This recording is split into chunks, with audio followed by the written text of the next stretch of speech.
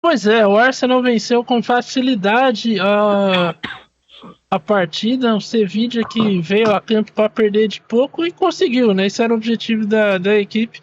Conseguiu perder só de 2-0, amplo domínio da equipe londrina, que encaminha a classificação, chega a 9 pontos com a vitória do PSV sobre o Lens, lá na França.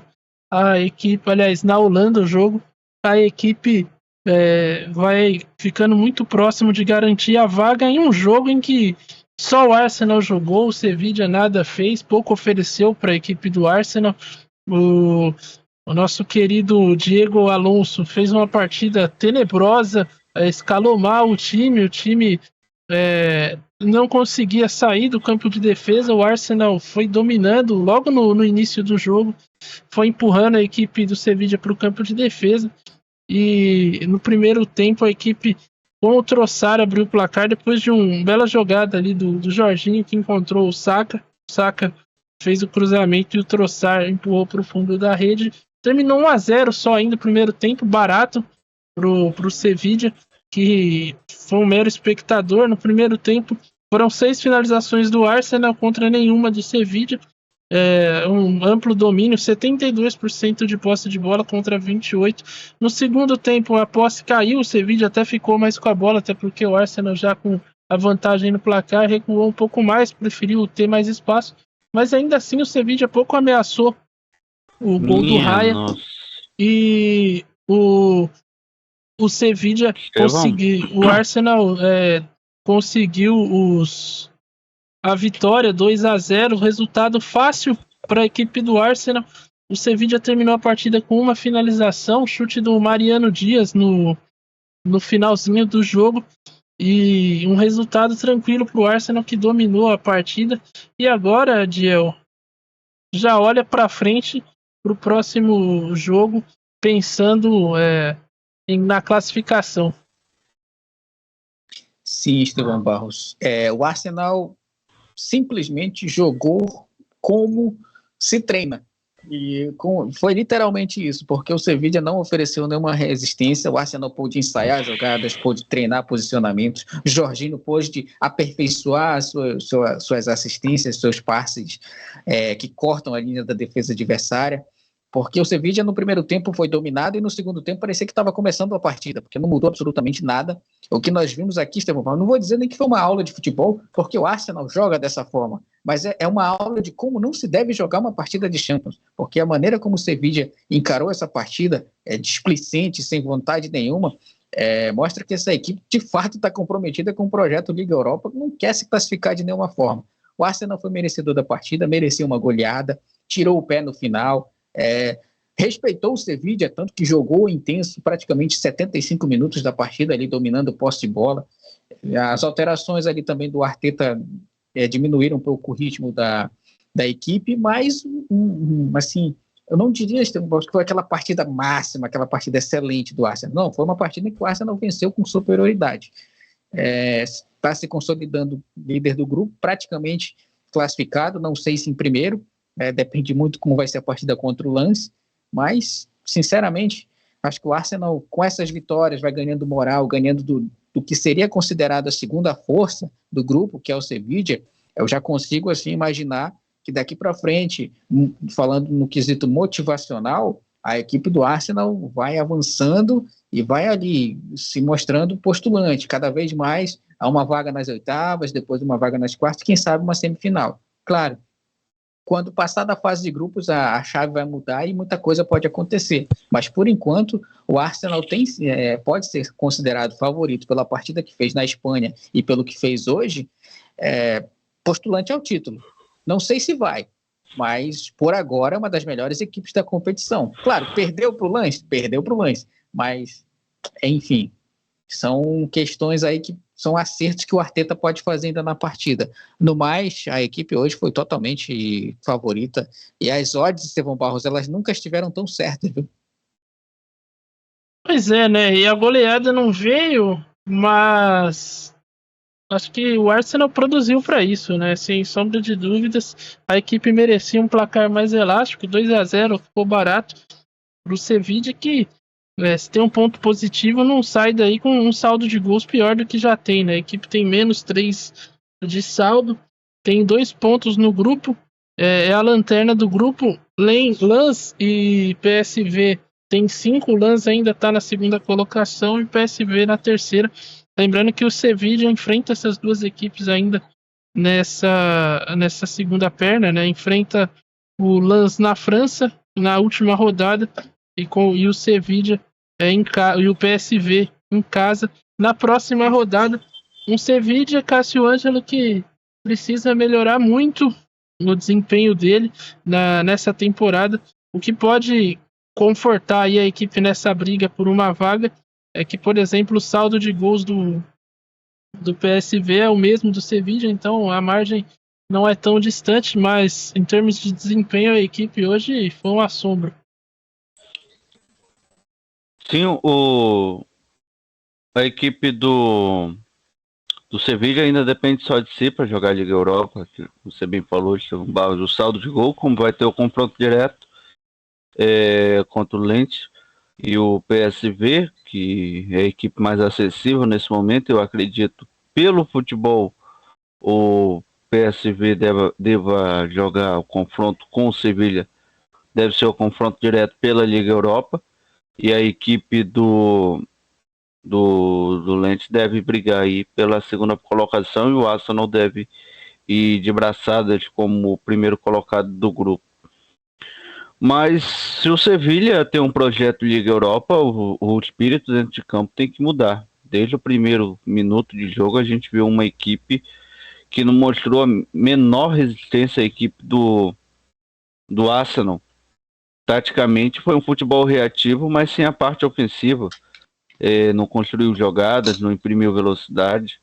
Eu acho que a equipe do Diego Alonso estava, como você bem falou, Estevão Barros, foi para perder de pouco e foi com missão cumprida. Eu acho que hoje pensou mais aí no saldo de gols e olhando para o restante da temporada do que propriamente em vencer o Arsenal. Parece que em momento algum essa equipe do Sevilla teve pretensão de vencer a equipe londrina. Parece que já entrou em campo conformada, consternada com a derrota. Por outro lado, a equipe do Arsenal aproveitou o jogo, não se expôs, não quis correr riscos e fez uma partida, ao meu modo de ver, burocrática. Um gol em cada tempo, o mínimo para ganhar do Sevilla sem se complicar. Imprimiu velocidade. Eu acho que alguns jogadores, ao meu modo de ver, se destacaram, com o Martinelli, o Saka e até mesmo o garoto Jorginho. Fizeram uma excelente partida. E, sem dúvida, o Gabriel Magalhães, o outro zagueiro, um dos 3 Gabriels aí da equipe do Sevilla, também foram aí um destaque. Bom jogo também do Tomiasso, fez um excelente jogo. E o Arsenal aproveitou para ganhar minutagem, ganhar experiência, ganhar rodagem no seu elenco, que faltou na última temporada, faltou experiência para essa equipe. E cada jogo de Champions League, cada jogo de Premier League vai somando a essa equipe que vai ficando cada vez mais forte, cada vez mais homogênea, em busca e já encaminhando aí a sua classificação virtual às oitavas de final, seu Estevão Barros. Agora vamos ver aí se a volta do Sérgio Ramos não muda o espírito da equipe do Sevilla. Já que é um jogador multicampeão, como falou lá o rapaz lá no chat, um brilhante comentário que você trouxe aí no nosso chat, que o Sérgio Ramos é um jogador que já ganhou 5 vezes aí a Champions League, além de ganhar Eurocopa e Copa do Mundo. Então tem um espírito de campeão. Pois é, situação de momento no grupo, então, Arsenal na liderança e o PSV com a vitória sobre o Lens. Chegou, empatou ali com a equipe francesa, mas o Lens segue na frente. No grupo A, o Bayern venceu o Galatasaray, se garantiu a vaga nas oitavas, 100% Tem de surpresa aí nesse grupo, hein, Estevão? E o Copenhagen está vencendo o United, o jogo ainda não acabou, 4-3 para o Copenhagen, de virada, a equipe saiu perdendo por 2-0, o Rashford foi expulso e o United com um jogador a menos vai sendo derrotado em Copenhague. Com isso, o United é o lanterna do grupo com 3 pontos. O Copenhague está com 4 pontos na segunda colocação e o Galatasaray na terceira com 4 pontos. O United joga na próxima rodada. Quantos pontos está o Bayern? Contra o Bayern está com 12. O United joga na próxima rodada com a equipe do Galatasaray na Turquia e o Copenhague visita o Bayern de Munique, que já está classificado. É isso que eu ia perguntar. O Bayern de Munique também está classificado. Sim, não exato. Tem como. Inclusive, eu abri a fala falando exatamente isso, né? Eu só queria reforçar a sua fala, caso se quiser prestar atenção no programa aí, ajuda um pouco, né? No grupo Agora, C. Só mais uma pergunta aí sobre o grupo A, pra gente fechar. Os times têm 4, mas o United joga contra o Bayern de Munique em casa e joga fora contra o Galatasaray, né? Isso. Pode chegar contra o Bayern já eliminado? Pode. Se perder para o Galo na Turquia, ficará com 3 pontos, né? E os outros 2 vão a 7. E o Copenhague aprontar para cima do Galatasaray Bayern, aí nem Europa League ele pega mais. Sim, exatamente. Aí beleza. Ficará dependendo ele vai ter que depender do Bayern, né? Vai ter que depender que o Bayern vença o Copenhague e essa parte é fácil, né? E perca para depois seja otário de perder pro United. A parte difícil é o United ganhar do Galatasaray e depois do Bayern. Exatamente. No grupo C, o Napoli empatou com o Union Berlin 1-1, jogo na Itália. O jogo foi bom, hein? E o Napoli, olha, se esforçou para perder, mas o Union Berlin não quis ganhar do Napoli lá na Itália. Ou da Napoli na Itália. É o Napoli, no caso, porque o Napoli tem toda uma questão aí nos artigos do futebol italiano. A cidade de Napoli, isso. Exato, você usa para se referir à cidade e o time é o Napoli, assim como acontece com o Milan também. A única exceção Só que o Milan é inglês, Roma, né? Ou Milano. Sim, mas o nome é que o time foi fundado por ingleses, então acaba utilizando o termo inglês Milan. E a única exceção é a Roma, que continua sendo a Roma, mesmo com a cidade de Roma. Mas enfim, o Napoli empatou com o Union Berlin, foi a 7 pontos, está na segunda colocação. Muito próximo também de garantir a vaga. Está a 4 pontos de vantagem do Braga, que é o segundo colocado. Lembrando que eles se enfrentam ainda em Portugal nesse retorno. E aí o Napoli pode conseguir... Aliás, o jogo é na Itália, então o Napoli, se vencer o Real Madrid na Espanha, garante vaga também nas oitavas de final, assim como o Real Madrid, que chegou a 12 pontos e garantiu vaga. Nessa rodada, venceu o Braga por 3-0 em Madrid. E o grupo D, a criticada, a Real Sociedad, que os senhores falaram que ia ser eliminado, né? Obrigado por participar.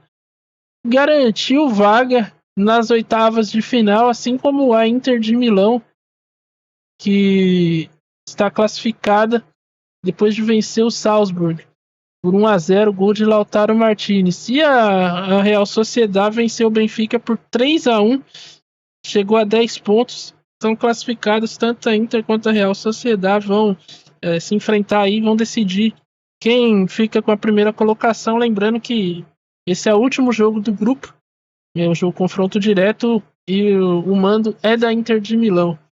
Esses são os grupos da Champions League, os resultados de hoje. É de uma surpresa maior para o Copenhague, mas no mais tudo definido aí. Sim, principalmente porque eu acabei de ver aqui um meme, Estevão Barros, do Garnacho mandando a torcida do Copenhagen se calar, onde ele fez 3-2. Final do jogo, 4-3 para o Copenhagen. Então, só tem que esperar o jogo acabar, né, para provocar a torcida adversária. No mais, eu acho que as coisas já estão se encaminhando para separar os meninos dos homens, né? E agora nós vamos ver esse Barros. Eu acho que a única dúvida que está aqui pairando é no grupo mesmo da morte, que é o grupo do Newcastle, do Borussia e do Milan, porque o Borussia está líder por enquanto, né? Segue aí como líder, mas as 2 próximas rodadas prometem ser emocionantes, justamente porque o Milan também entrou na parada agora, o Milan que até a última rodada estava sendo cogitado já como eliminado do grupo, mas uma vitória, boa vitória em cima do PSG, trouxe esperança para a torcida milanista, e vamos ver o que vai acontecer, Estevão Barros. Tudo pode acontecer, inclusive nada, viu?